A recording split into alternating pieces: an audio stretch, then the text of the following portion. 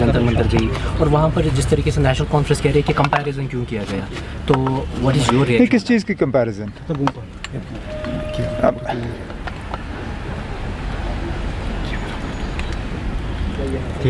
अब जम्मू कश्मीर के लिए वो जंतर मंतर नहीं गई, किस लिए गई इसका इस सवाल का जवाब तो वो खुद देंगी। लेकिन वहाँ जाके जो कहा, जिस तरह यहाँ ताकत के गलत इस्तेमाल, गिरफ्तारियाँ और इन सब चीज़ों को जस्टिफाई किया, ये कहते हुए कि कश्मीर में मिलिटेंसी है तो यहाँ बनता है। किस लिहाज से बनता है? क्या क्योंकि यहाँ मिलिटेंसी है कानून लागू नहीं होना चाहिए?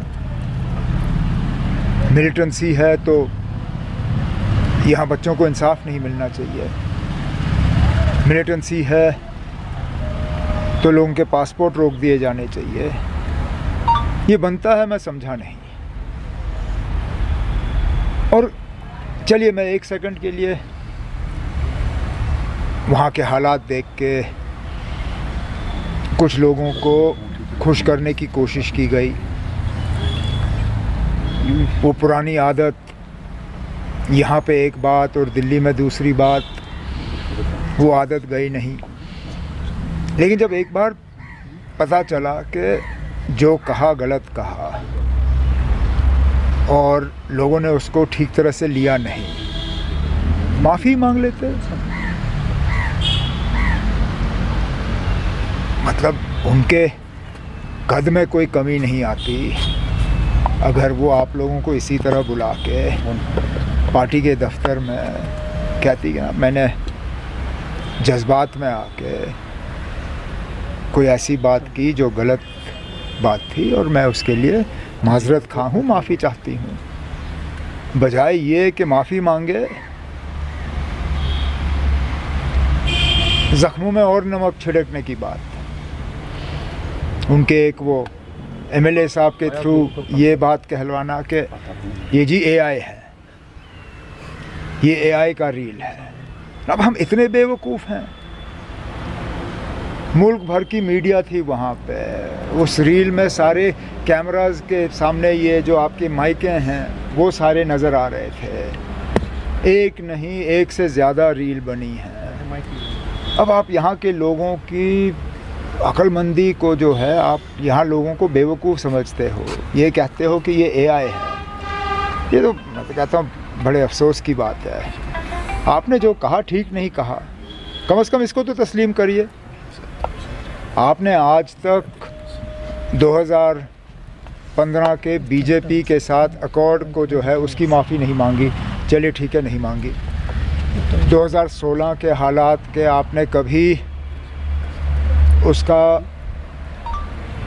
मतलब, चलिए माफ़ी तो दूर की बात, उसके लिए अफसोस का इजहार नहीं किया। चलिए आपने दूध टॉफ़ी की बात की, उसको भी बार बार जस्टिफाई करने की कोशिश की, और आज तो दूध टॉफ़ी को छोड़ के आज तो कहा कि ये तो बनता है। अब मुसीबत ये है जब जम्मू कश्मीर के साबका वज़ीर आला ये कहे कि यहाँ पे ताकत का इस्तेमाल करके लोगों के एहतजाज को दबाया जाए, वो बनता है। इसके बाद कौन कश्मीरी अपने हकूक़ के लिए बाहर आएगा? अगर हम ही लोग जो किसी पोस्ट पे बैठे हैं ये कहते हैं ना मरकज़ के तरफ से आप आओ यहाँ दबाओ क्योंकि यहाँ बनता है, कौन निकलेगा? कल को हम स्टेटहुड के लिए ही अगर एहतजाज करना शुरू करें, अब महबूबा मुफ्ती के इस बयान के बाद तो जो बाहर निकलने के लिए भी तैयार होगा वो कहेगा ना अब तो इन्होंने तो खुली छूट दी है, अब तो अगर कल को हमारे घर पे बुलडोज़र चलेगा, महबूबा जी कहेगी ये तो बनता है। अफसोस की बात है, बेहतर होता वो ना ही जाती जंतर मंतर। अगर जंतर मंतर जाके हमारा यही हाल करना था तो बेहतर है घर में ही बैठती। उमर साहब, आपको लगता है कि प्रधान का जो इस्तीफा है वो लेटा है? अब इन मामलों में देर आए दुरुस्त आए। वैसे तो देखा जाए तो अगर जाना ही था तो पहले ही जाता। इतना 10-15 दिन, 20 दिन, 25 दिन इंतज़ार करने की ज़रूरत ही नहीं थी।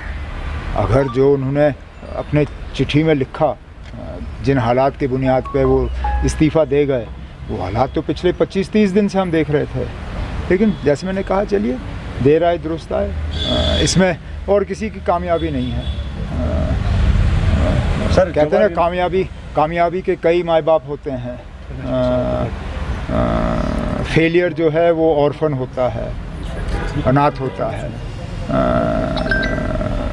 धर्मेंद्र प्रधान के इस्तीफ़े के क्रेडिट लेने वाले बहुत होंगे, लेकिन सही क्रेडिट अगर किसी को जाता है वो उन बच्चों को जाता है जो वहाँ से हिले नहीं और अपने मौक़िफ़ से पीछे हटे नहीं।